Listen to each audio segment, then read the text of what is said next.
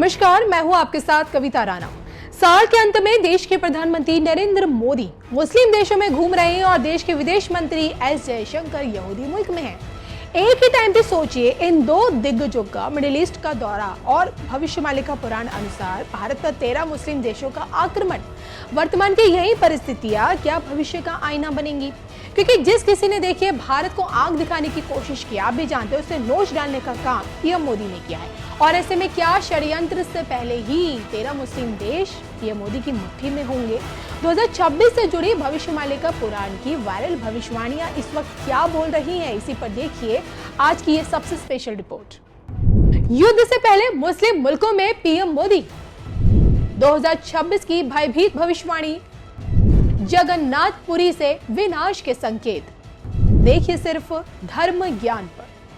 बिहार में एनडीए को मिली ऐतिहासिक जीत से बौखलाई कांग्रेस सड़कों पर है। वोट चोर गद्दी छोड़कर नारा लगाकर पीएम मोदी को घेरने की कोशिश में है, जबकि अपने 4 दिवसीय दौरे में पीएम मोदी जॉर्डन और इथियोपिया के बाद अब ओमान में है। 2 राष्ट्र 2 परंपराएं, इसी नीति पर चल रहे पीएम मोदी की कोशिश है कि जैसे तैसे खाड़ी देशों को अपने पाले में लाया जाए। मिडिल ईस्ट के साथ रणनीतिक रिश्तों को इसलिए मजबूती दी जा रही है क्योंकि देखिए आज का भारत अब नहीं चाहता कि वो सऊदी अरब और यूएई पर निर्भर रहे। मिडिल ईस्ट पर पीएम मोदी अपनी मजबूत पकड़ बनाना भी चाहते हैं ताकि खतरे के आने से पहले ही उसे जड़ से उसका खात्मा किया जा सके। और दूसरी तरफ पीएम मोदी के संकट मोचन एस जयशंकर अपने इजराइल दौरे से भारत की ताकत को दोगुनी करने की कोशिश में है। और आज के इन हालातों को देखकर क्या ये कयास लगाए जा सकते हैं कि जिन मुस्लिम देशों को आज पीएम मोदी साधने में जुटे हुए, जिनके साथ मजबूत रिश्ते बनाने में लगे हुए हैं, वहीं कल को भारत पर आक्रमण करेंगे। और जैसा कि भविष्यवाणी का पुराण के हवाले से दावा किया जाता है, अब धर्म ग्रंथों में मुस्लिम मुल्कों को भारत के लिए आखिरकार खतरा क्यों बताया गया है?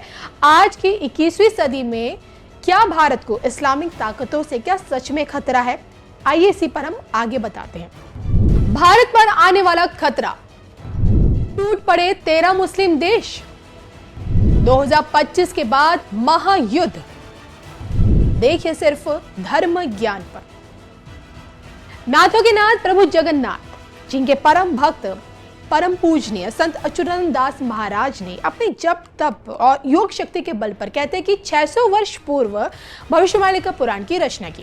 ताड़ के पत्तों पर लिखी गई भविष्यवाणियों के ये जो एक दैवीय ग्रंथ था, ये आज भी पुरी के मठों में सुरक्षित है, ऐसा कहा जाता है। और आज दुनिया जिन हालातों से जूझ भी रही है, विश्व की जो तस्वीर आज हमारे और आपके सामने है, उसका जिक्र आज भी इसी भविष्यवाणी का पुराण में मौजूद है।